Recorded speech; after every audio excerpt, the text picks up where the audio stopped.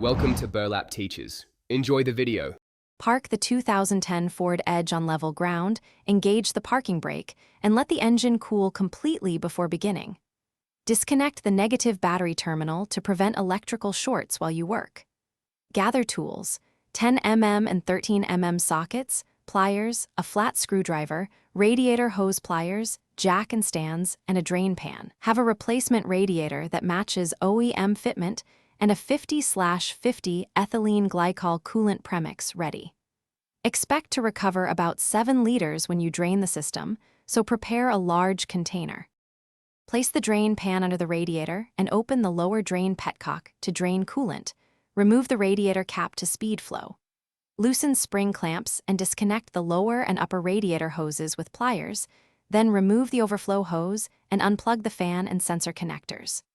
Remove the plastic splash shield and unbolt the fan shroud if required to free the radiator.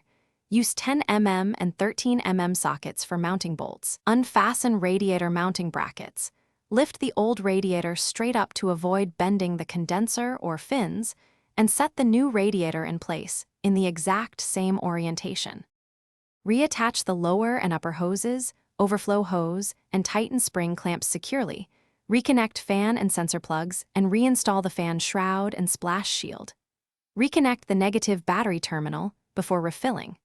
Pour a 50/50 coolant premix into the radiator until near the base of the filler neck. Then add to the overflow to the indicated cold level.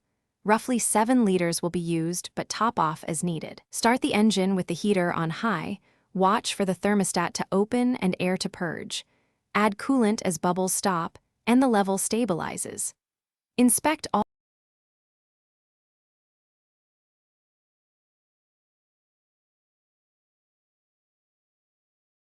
Thanks for watching. Consider subscribing if this video helped you.